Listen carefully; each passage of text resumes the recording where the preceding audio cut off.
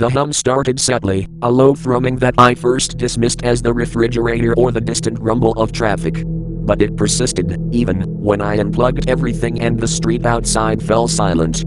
It was coming from inside the walls, I realized, a deep, resonant vibration that seemed to tickle my teeth. Sleep became a luxury. Every night, the hum would intensify, growing into a palpable pressure against my eardrums.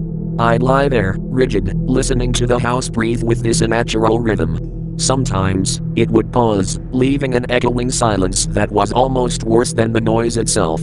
During those lulls, I'd swear I could hear faint whispers, just at the edge of comprehension, like voices struggling through thick glass. I started seeing things out of the corner of my eye. Fleeting shadows that darted across the floor, distortions in my peripheral vision that vanished when I turned to look. One evening, I was making tea, and for a split second, the reflection in the kettle showed not my own tired face, but something elongated and pale, with eyes that were too large and too black. I dropped the kettle, scalding my hand, and when I looked back, only my reflection stared up at me, wide-eyed and terrified. The food in my fridge began to spoil at an alarming rate, not just going bad, but rotting in a way that was too fast, too aggressive.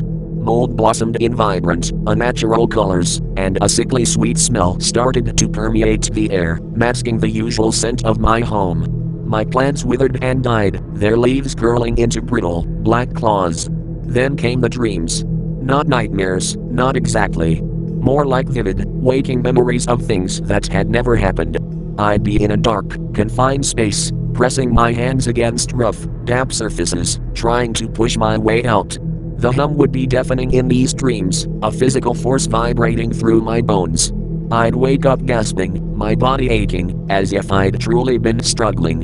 One morning, I found a small, dark stain on the ceiling above my bed. It wasn't water, not exactly. It was too viscous, too dark. Over the next few days, it began to spread, slowly, like ink blooming on a page, seeping outwards in intricate, organic patterns. It smelled faintly metallic, like old pennies. I tried to clean it, but the moment my hand touched it, a searing cold shot through my arm, and I recoiled, my skin prickling. The walls themselves seemed to be shifting. Not visibly, but I could feel it. A subtle give when I leaned against them, a faint creaking that wasn't from the old house settling. It felt like the very structure of my home was softening, becoming pliable. The hum now resonated through the floorboards, a low vibration that made the soles of my feet tingle with a persistent unease. I found myself walking on tiptoes, as if afraid to disturb whatever was growing beneath. I haven't slept in 3 days. The hum is constant now, a roar in my ears. The whispers aren't whispers anymore, they're low murmurs, a guttural language I almost understand. The stain on the ceiling has grown, tendrils reaching down, and from its darkest points, I swear I can see faint, iridescent gleams, like the eyes of something deep within. The house isn't breathing anymore. It's purring. And I'm not sure if I'm still inside it, or if it's inside me. The ad was innocuous enough. Room for rent, quiet building, excellent location. It omitted, however, the most prominent feature of the place, the stairwell. I'd seen plenty of old buildings, but this one felt different. From the moment I stepped into the dim, slightly musty foyer, a peculiar silence settled around me, broken only by the faint, incessant drip of water somewhere deep within the building's guts. My apartment was on the 3rd floor. The stairs leading up to it were grand, a sweeping spiral of dark wood, worn smooth by generations of feet. They creaked, of course. Old wood always does. But these creaks were deliberate. Each step I took seemed to elicit a corresponding groan from the wood, not just beneath my foot, but further up, further down, as if the entire structure was sighing with my ascent. At night, the real strangeness began. I'd hear it, a faint rhythmic sound from the stairwell. At first, I convinced myself it was the heating pipes, or maybe the old building settling. But it wasn't. It was the distinct sound of footsteps.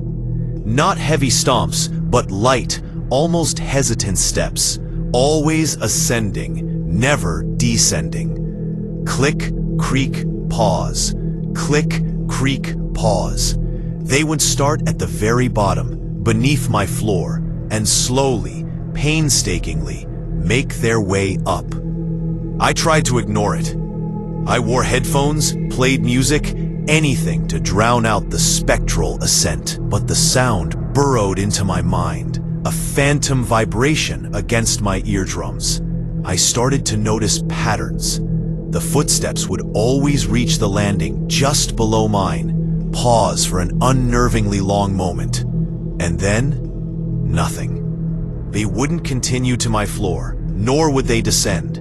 They would simply cease, leaving behind a profound, suffocating silence that made the hairs on my arms stand on end. One evening, my curiosity, or perhaps my growing paranoia, got the better of me. The footsteps had started their slow climb. I pressed my ear to my apartment door, my breath held tight in my chest. Click, creak, pause. Closer now. I could almost feel the vibration through the thick wood of the door. Then, the distinct pause on the landing below. I waited, heart hammering, for the usual cessation. But this time, it was different. This time, after the pause, there was a faint, almost inaudible scrape, like something being dragged, ever so lightly, across the landing floor. I tore open the door, my flashlight beam cutting through the gloom of the stairwell. Nothing, just the empty, spiraling steps, bathed in the sickly yellow glow of the single bulb on the landing below. No one, and yet the silence that followed felt heavier, more expectant than ever before. The next morning, I noticed a faint, thin line on the wooden banister of the stairwell, just at eye level on the landing below my apartment. It was a scratch, barely visible, but unmistakable, and it hadn't been there the day before. Over the following weeks, more scratches appeared, tiny, almost imperceptible marks, always on that same banister, always at the same height. They formed no discernible pattern, just a random collection of small, insistent gouges. I started to feel watched, not by a person, but by the stairwell itself. When I walked down, I felt an unseen presence lingering behind me, mirroring my descent. When I walked up, I felt a similar presence rising silently ahead. The air in the stairwell grew colder, even on warm days, and carried a faint, unidentifiable scent. Not foul, but ancient, like dust and dried flowers, and something else, something sharp and metallic. One night, the footsteps began again, but this time they were faster, more urgent. They flew up the first flight, then the second, rushing towards my floor. My heart leaped into my throat. They reached the landing below. Click, creak, click, creak, barely pausing this time. And then, for the first time, I heard it clearly. Not just the scrape, but a soft, wet thump. And then, the distinct sound of something being pulled, slowly, deliberately, up the last flight of stairs to my door. I didn't open the door. I couldn't. I just stood there, pressed against it from the inside, listening to the soft, dragging sound approach. It stopped directly outside. The silence was absolute. Not a creak, not a breath, nothing. Then, a single, soft tap on the wood of my door, and another, a gentle, insistent tapping, as if asking to be let in. I don't know what's out there. I don't know what it wants, but I know this. The apartment was advertised as being in a quiet building. That was a lie. This building is not quiet. It's filled with an agonizing, echoing weight, and I am the only one left to hear it. hedge between my backyard and the neighbor's property, the Millers, was a colossal, ancient thing of thick, dark green privacy cedar. It was so dense that I hadn't seen anything beyond it in the 3 years I'd lived here, until Tuesday. I was out watering the basil when I noticed it, a small, perfectly circular hole, about the size of a quarter, punched right through the hedge at eye level. It wasn't a ragged, animal-chewed tear, but a smooth, clean bore, as if made by a precision tool. I crouched down, trying to see the Miller's yard. All I could make out was a patch of blurry, sun-bleached grass.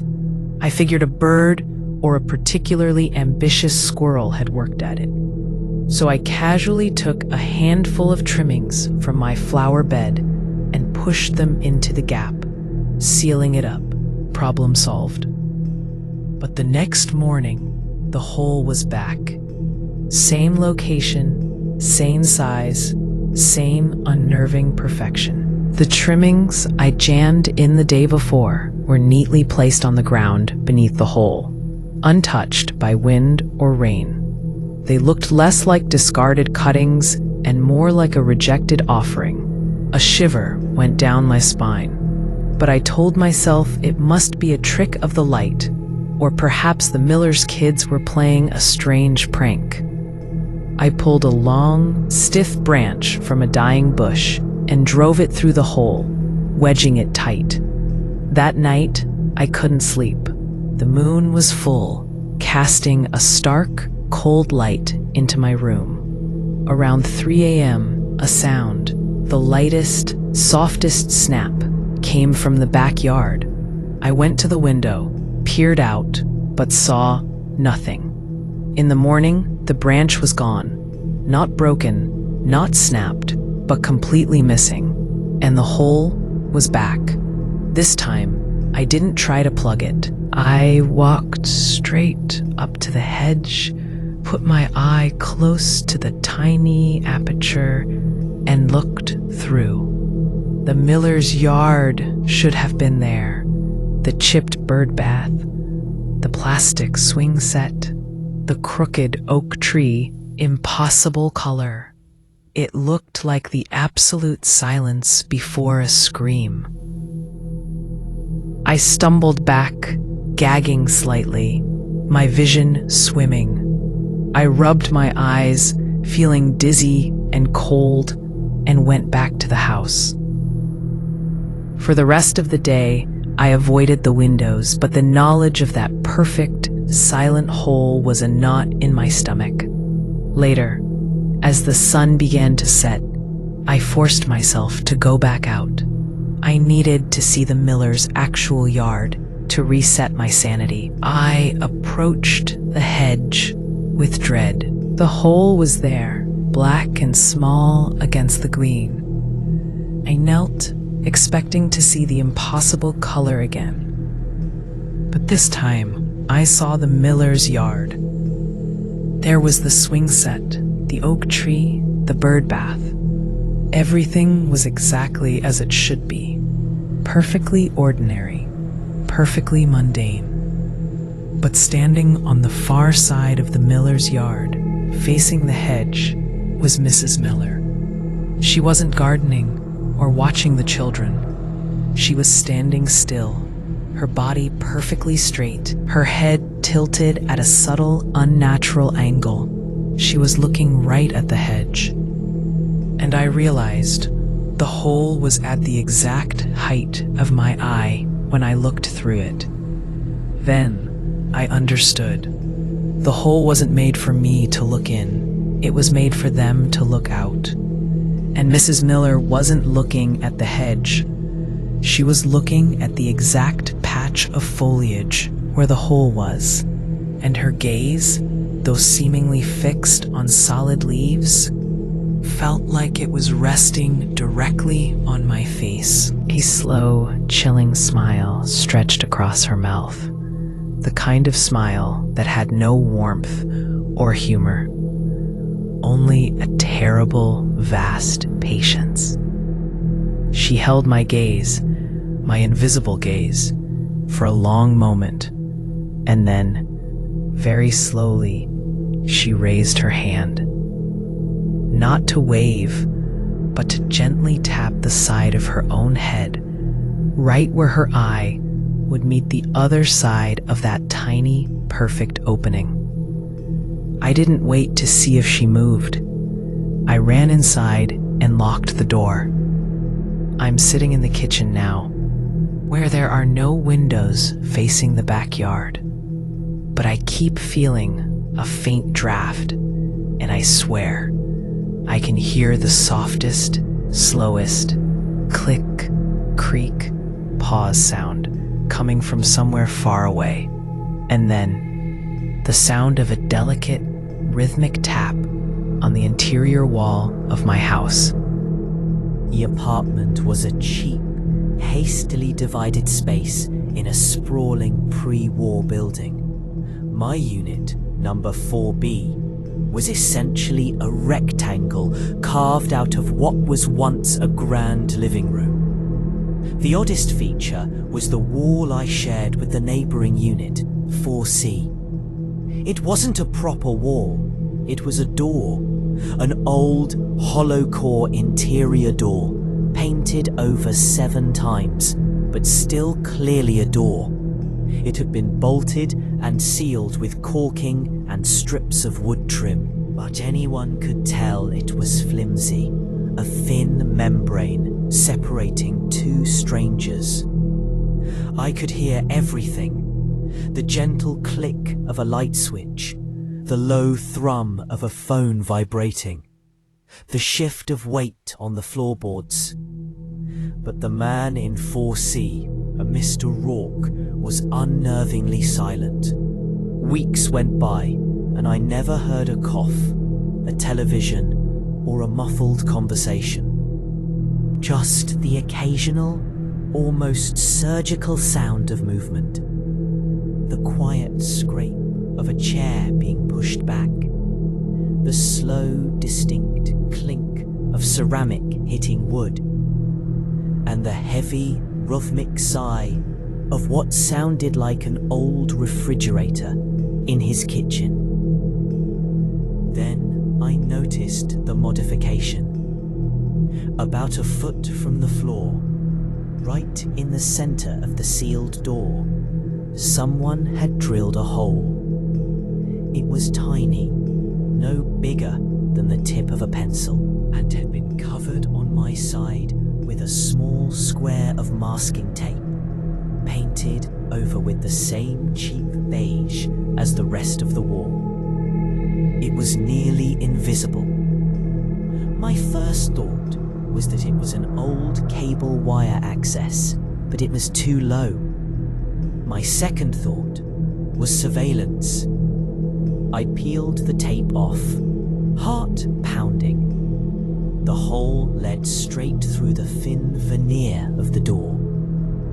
The moment the light from my room hit the small tunnel, a shadow fell across the opening on the other side. I froze, convinced Mr. Rourke was looking back. I stood perfectly still for 5 minutes, until my legs ached, but the shadow didn't move. Finally, with a deep breath, I pressed my eye to the viewing slot. The room on the other side was empty. No, not empty. It was perfectly, impeccably neat. It was a bedroom, spare and bare. The walls were painted a pale, sterile blue. There was a single twin bed with a tightly made grey blanket, a small wooden nightstand with a lamp, and a closet door. No books, no laundry, no photos, no clutter, just the essentials arranged with obsessive precision. The source of the shadow was the nightstand. It had been pulled slightly out from the wall, and the light from my room illuminated a dark, heavy object resting on top. A leather-bound book, perhaps, or a thick block of wood. The shadow I saw must have been cast by the edge of that object. I pulled back, feeling a strange mix of relief and disappointment. He wasn't watching me.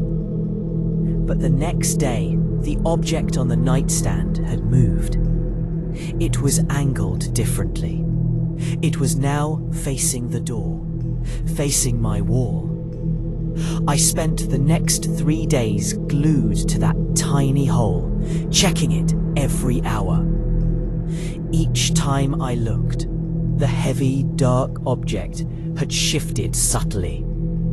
Sometimes it was resting on the floor beside the nightstand. Sometimes it was propped up on the pillow. And once, it was gone entirely.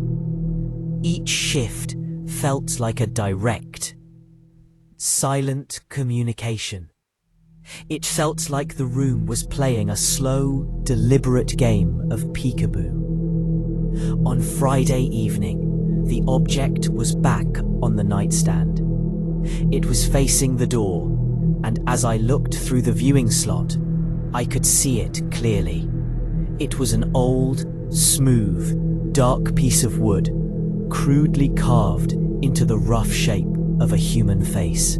It had 2 depressions for eyes, and a wide, unsettling grin etched deep into the grain. I started to pull back, disturbed by the sheer emptiness of the room and the strange idol in it. But just as my eye was leaving the hole, the light shifted. I saw movement. Not the inanimate object, but something else. It was a flash of movement in the corner of the room, near the closet. A pale, slick form slid out from behind the door, low to the ground. It was long, narrow, and had the texture of something wet. I backed away instantly, shaking, my mouth dry. I didn't look again. I shoved a crumpled piece of cloth into the hole, then hammered a tack into the wall right over it. But the silence from Mr. Rourke's side is gone now. I can hear the thump, thump, thump of something soft but heavy being dropped and dragged. And sometimes, when I press my ear to the sealed door, I hear the scrape of wood against wood, accompanied by a sound I now recognize as a wet, clicking whisper. It sounds like something large is trying to maneuver that silent, grinning block of wood, slowly pushing it closer and closer to the only unsealed thing in the room, the viewing slot. I was tired. Maybe that's why I didn't question it immediately. It was late, just past 11 p.m., and I was on the subway heading home after a 12-hour shift. The train, the L line, was mostly empty. Just me, a couple huddled asleep, and an older man reading a discarded newspaper. At the 14th Street Union Square station, the doors opened. The robotic announcement confirmed the stop. I watched the fluorescent-lit platform, the usual scattering of late-night commuters. The doors hissed shut, and we began to move. Next stop, 3rd Avenue, I heard the automated voice announce. But as we pulled into the next station, a strange feeling washed over me. It wasn't 3rd Avenue. It was 14th Street, Union Square again. The exact same station. The same garish yellow pillars, the same faded advertisements. I saw the couple still huddled asleep. And the man with the newspaper hadn't moved. I shrugged it off. Maybe the conductor had stopped, realized he missed a transfer, and doubled back. It was annoying, but feasible. The doors opened, hissed shut, and the announcement played. Next stop, 3rd Avenue. We pulled into the next station. I looked up. It was 14th Street, Union Square. The blood rushed out of my face. I looked around the car. The sleeping couple was motionless. The man with the newspaper was turning a page, his face blank. I bolted up and rushed to the window, staring out as the doors opened. Yes, it was definitely Union Square. A woman in a brightly colored coat was standing on the platform, waiting. I ran to the door, intending to push the open button, but the train gave a little lurch, and the doors closed with a final thunk just as I reached them. Next stop, 3rd Avenue, the voice confirmed.